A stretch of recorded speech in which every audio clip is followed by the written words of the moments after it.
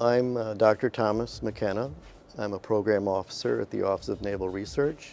So there's substantial losses incurred when you have a major fire, when you can't suppress it at an early stage. SAFER is the shipboard autonomous firefighting robot. And this is a program that's been going on for about 5 years, basically to develop a humanoid capable of fire suppression. My name is John Farley. I work at the Naval Research Laboratory, and I'm the director of the Shadwell, which is the Navy's fire test ship. If we have a shipboard fire, we have to be able to quickly get it under control and then regain the ship's ability to maintain its fighting mission. You know, we have not only the ship, but we have ordnance on board, and we have a lot of flammable systems on board. Sometimes it's hard to keep the sailors up to the latest as far as training is concerned. Or sometimes they could create an environment and make it worse. Now the robot could be trained and constantly updated to make sure that the conditions are not as bad as what a human could make it. Well, our objectives for the demo on the Shadwell were to show that the robot could walk over what was a very uneven floor, that it could orient itself to the fire, that it could autonomously handle the hose, operate the hose, aim the hose, and suppress the fire, which it succeeded in. I'm Brian Latimer. I'm an associate professor at Virginia Tech in the Department of Mechanical Engineering. I think robots are well suited to be sent into those environments, and bipedal humanoid robots are particularly good for those applications because even in the tight, confined conditions that you might have inside of structures, these types of robots can be designed to maneuver in those conditions. SAFER is an electromechanical robot, so it's driven by batteries and all the motors are electrical. So we put a rain gear type suit on the robot just to protect it from those types of basic steam, particulate, and water drop hazards. So we have visible cameras on board the robot. We have something called a LiDAR, which is a rotating laser that gives the location of the points in the field of the view of the robot. And then lastly, we have stereoscopic thermal imaging cameras that the robot uses to detect and locate the position of a fire so that it can suppress it. We combined the notion of smart sensors in the spaces, microflyers that can fly even in smoke, go through those extremely narrow doors, that it could locate fires and operate in those hallways even in dense fire smoke. And it succeeded all those tasks. So today was the first time we came on board an actual Navy ship. We were able to do a lot of things today that we hadn't done previously, and we have a lot of hope for new advancements in the future. We have some fundamental issues in robotic mobility that we still have to address, as well as working out the human system integration issues. And we'll continue to advance the capability with better and better demonstrations. At the current time, the robot is teleoperated, so you have operators standing off with the computer console. Where we intend to go is to have a combination of natural language and gesture control. The robot has gone through amazing transition within 4 years. And I think it's a worthy investment for a long-term project. But it's going to take a lot of time, a lot of dedication. And we're working towards human-robot teams, what we call the hybrid force. Humans and robots working together.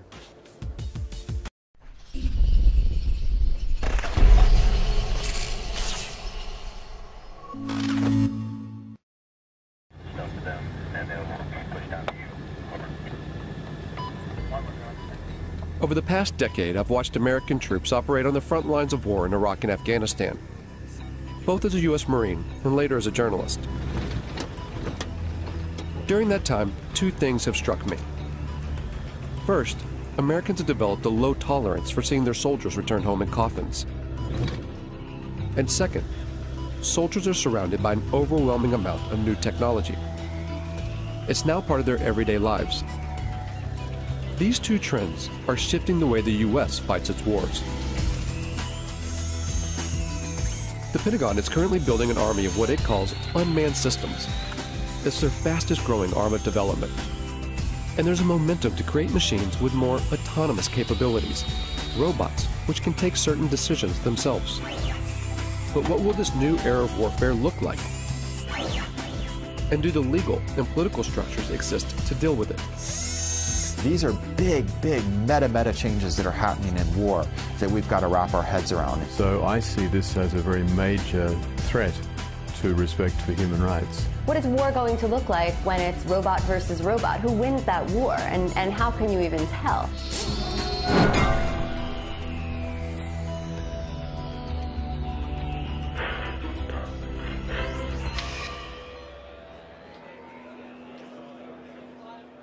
This is the largest gathering of robotics companies in the world. It's organized by AUVSI, the Association of Unmanned Vehicle Systems International. So these are successfully used in operations at the reactors. Hundreds of private corporations and university researchers are here to show off their latest cutting-edge inventions. And so there's things that we can actually pick up with the gripper, use them to defuse a bomb, and then put them back. They're all either selling their products or soliciting funds for their projects. And most of them are targeting a single customer with deep pockets, the U.S. military. This is an annual conference for the robotics industry in Washington, D.C. And years ago, this was a pretty small gathering. This year, there'll be over 7,000 attendees. It's an enormous business here now.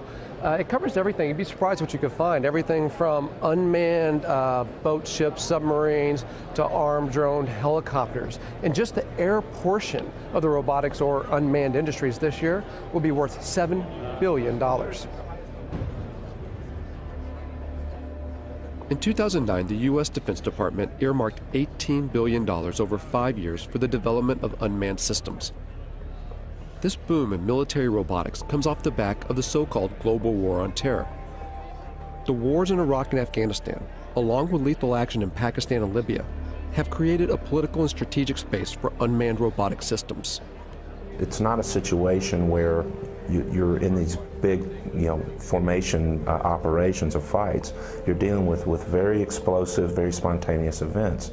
So you need something that's watching all the time and something that's very adaptable to be able to move from one location to another very quickly. The U.S. Air Force is presently training more unmanned systems operators than it's training manned fighter plane and manned bomber plane pilots put together.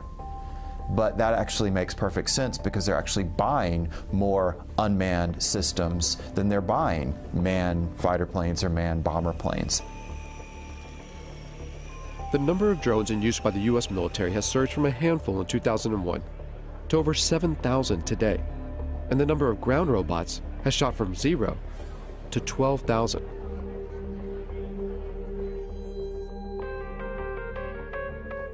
When you start to take a look, the amount of robot research funded by the U.S. military is astonishing.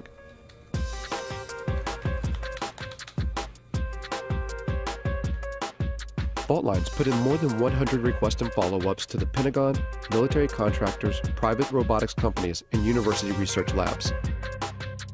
But gaining access to see how these tax dollars are put into use isn't easy. When we could actually get a response, it was almost always a firm no. After several months of chasing, only a handful agreed to allow us to film.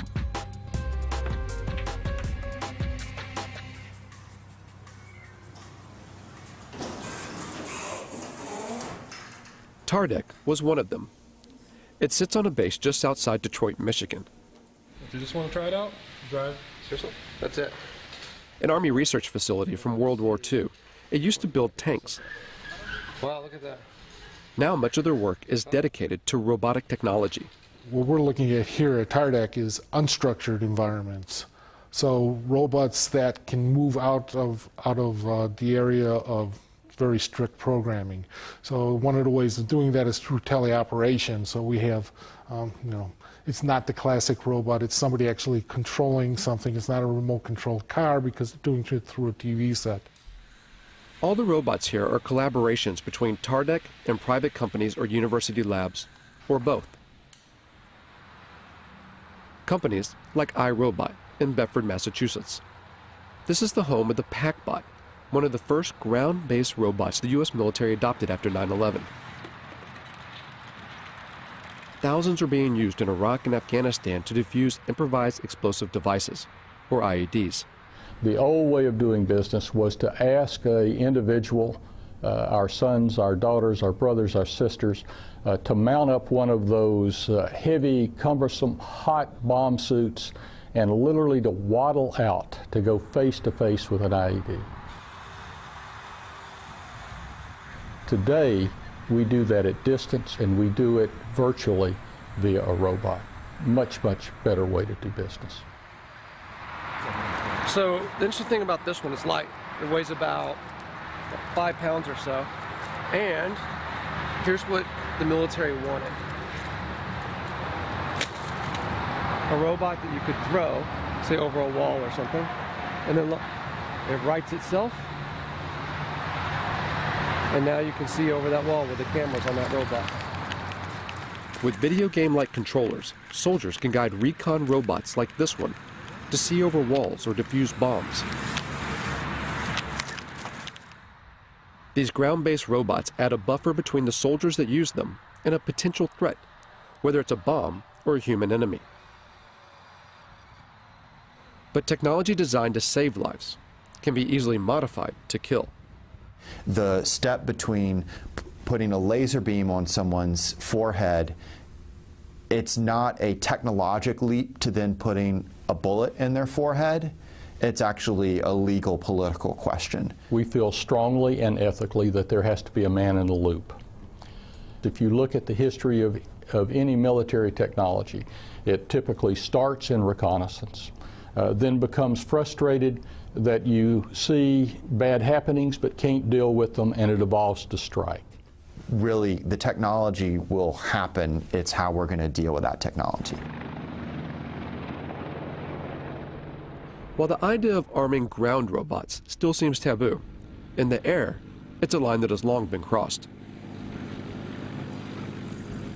At a Utah Army testing facility, the military has invited members of the media to a display of its unmanned aerial systems. We're going to showcase that entire package for you here today in a way that I think is going to really resonate with you once you see what's inside and behind the curtain. It's the largest drone demonstration the U.S. Defense Department has ever allowed to be filmed.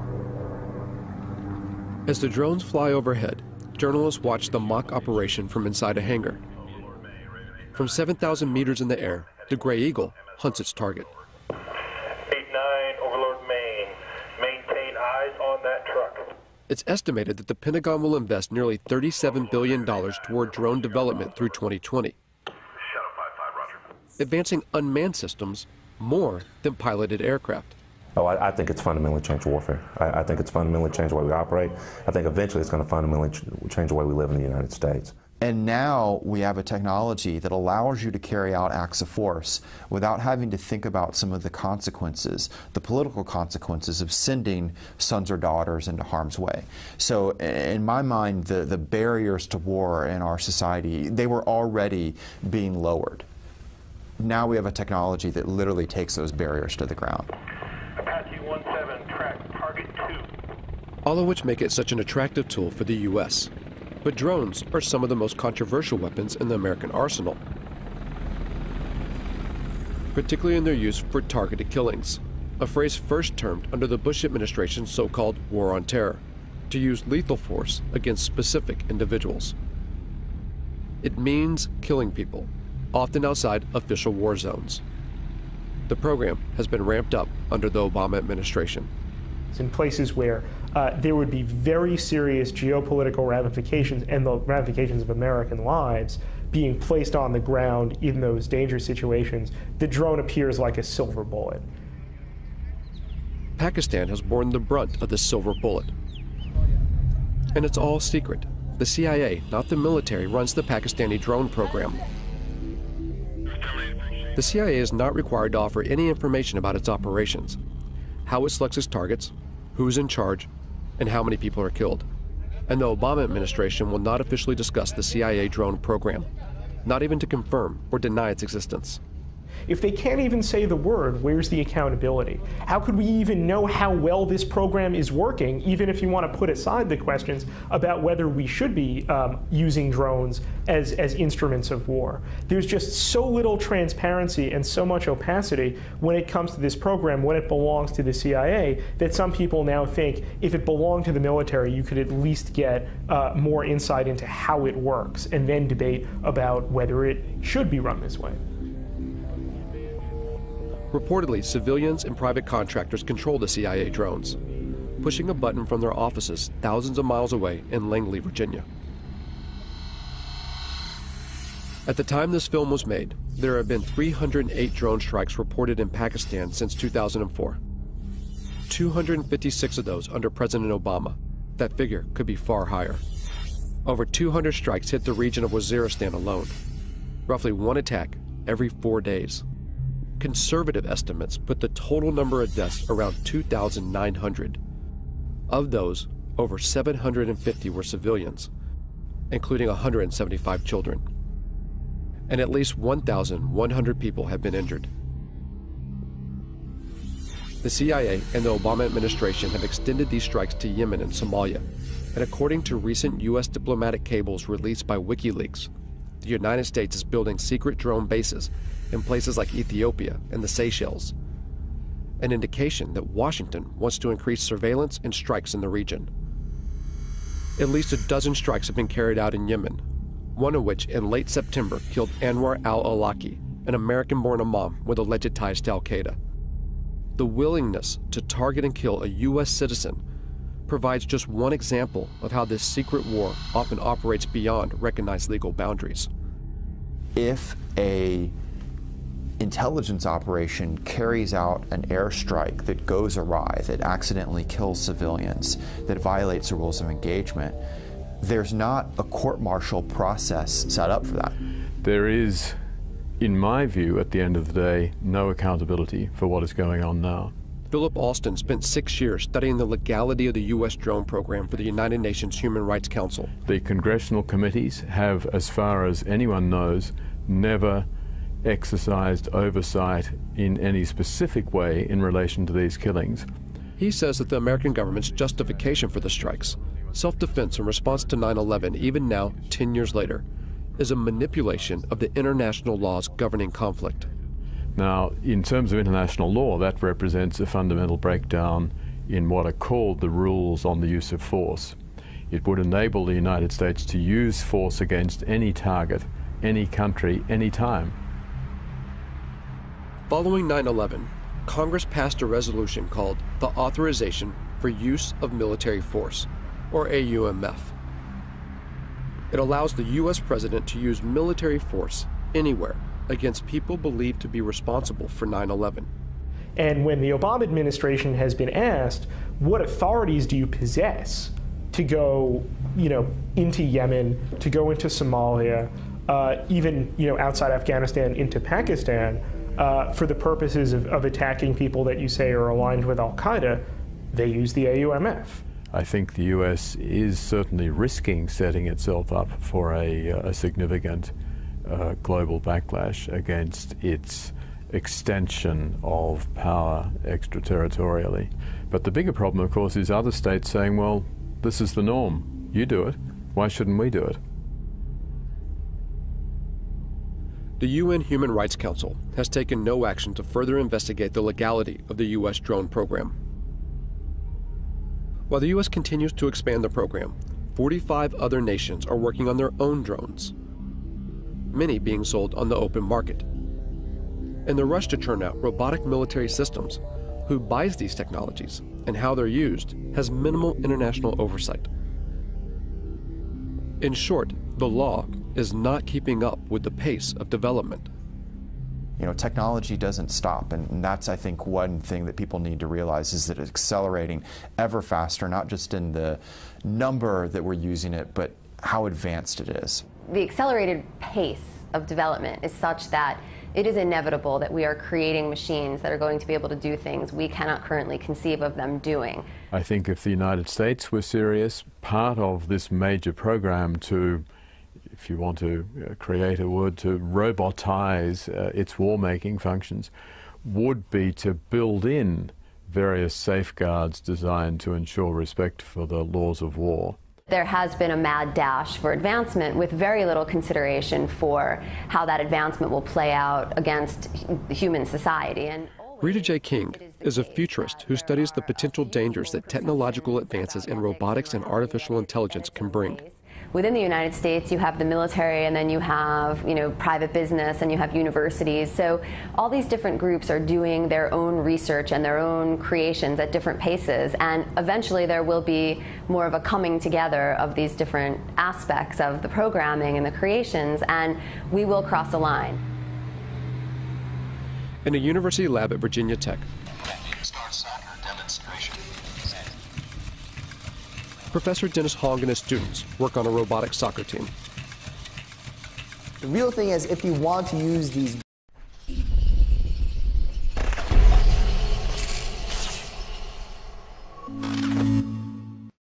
robots outside the lab in real life doing real work, then without all the skills needed to playing soccer, it won't happen. So it's a really good controlled competition where we can develop all the technologies needed for robots to be used in real life.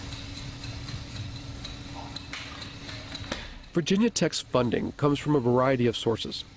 These robots are part of a project sponsored by the National Science Foundation. But they also take on projects financed by the U.S. military. So as a research lab, the technology we develop, we want the society to be using our technology. Of course, many of our robotics projects, most of them, if not all of them, are to help the society. But here they recognize that a technology's ultimate use is unpredictable. Time to time, as a group, we sit down and discuss about these kind of problems. Mainly, it's very sensitive, especially for when we work on military-funded projects and those kind of things. But many times, we don't have any control once it leaves our hands. However, that's true for any technologies, any science besides robotics as well. It's hard to put a timeline on how fast robots and artificial intelligence will develop. But almost everyone we spoke to seemed to believe that in just a few decades, the robots that will exist in our world will be unrecognizable by today's standards. I think the probability is virtually one, a certainty, that machines will be as intelligent as people, that we will have intelligent robots, that robots will be ubiquitous. So then the consensus of people in the industry is somewhere around 2025, 2030, and even if you were to say, oh, that's optimistic, so maybe it's 2050. Maybe some of us won't be around to see it, perhaps, but it's not that far in the future. It's not 1,000 years. It's not 500 years. It's certainly not never. When people say machines will never be as smart as people, never is a very long time. The robots that we create could, of course, eventually will become much smarter than we are. And because they're smarter than us, we won't be able to conceive of how smart they are. And we'll have no control over that. And I don't think our brains are really equipped to accept the enormity of what that means, because we do find ourselves intelligent now. Science fiction stories have always made predictions about conflict between machines and people. The way to avoid that is for humans to always be at least as intelligent as their machines. While we may not know exactly if or when robots will become as intelligent as humans, at AUVSI, the talk of autonomy, of military robots taking more decisions by themselves, is growing. Work on the next generation of autonomy, maybe before it's really needed, to show where it can go. General Riggs talked about unfair advantage, and I'm in full agreement with him. We want unfair advantage. We want lots of unfair advantage. Why shouldn't we? And unmanned systems, and especially weaponized unmanned systems, clearly provide a huge advantage. So how far will robot autonomy go? And will a robot ever be allowed to make the ultimate decision, to take a human life? Officially, the U.S. military claims there will always be a man in the loop, that a human will always make the decision to kill. But there are signs that this may not always be the case. In 2006, the Army funded a major study to find out if lethal autonomous robots could be programmed to act ethically on the battlefield. There's a long and rich history of war crimes in every war. We try and train our soldiers, and soldiers are instructed in this, but we are human beings. And there is emotions, there's anger, fear, frustration. We don't have to put those in autonomous systems. We can engineer out the emotions that get in the way. Ron Arkin, a professor at Georgia Tech, worked on this study and argues that robots can be more ethical than human soldiers, even in decisions to kill, by programming in what he calls bounded morality. You establish a venue, a region, or a task environment, or a mission under which the system is operating, and you engineer that system to make sure that it acts appropriately under those particular circumstances. Whether it makes that decision what to fire at, when to fire, and who to fire at, that I think is a critical decision that we already sort of ritualize within the military decision process, and we shouldn't relinquish that. There's reasons to deny people their right to life, self-defense, intervening on behalf of another to defend their life. But those are decisions that human agents and moral agents should be making, and not automatic processes. I will never, ever make the claim that these systems will be perfect. But I do make the claim that, I have the belief that these systems can outperform human beings in the battlefield, ultimately from an ethical perspective. We do have a moral responsibility to try to prevent this, and to not invest our time and energy and resources as scientists, as a society, into building a technology that has that kind of capacity to kill people on its own. But for now, there are no signs that research like this will stop. Because there's an assumption that underlies not only Arkin's work, but also the billions spent on defense. The assumption that war will always continue. War is a very cultural thing. It's a kind of a social deliberation instead of a moral deliberation, or a cultural deliberation, if you will. Like, how do we want to fight wars? What is it to be a warrior in this society? And what does this society decide that war is about and is good for? In the past, battles had formal boundaries and ends, where each side had to bury their own. But as more robots go to war on behalf of humans, what stake does society hold? As killing becomes more automated, does it make war all too easy? So I think that is a big issue as far as what these technologies are going to do, and making war much easier to become involved in, and really detaching, especially in the United States, the American public from its sense of responsibility and moral and social deliberation that should go into deciding when wars occur. A lot of people say, well, why don't we stop working on this technology? There's a problem, though. You'd have to stop science. It means you'd also have to first stop war and stop capitalism. And there's such a vast amount of money that goes into thinking about defense problems and solving defense problems, that if we turned that time and energy and resources into solving more practical problems, we would actually probably alleviate most of the social and political problems that cause us to have defense and security concerns. And the fact of the matter is that most of the funding that's going into robot research, of course, is to create a better war machine. And to what end? It demonstrates how far we are from the sort of intelligence we need to build robots that can help us instead of hurt us.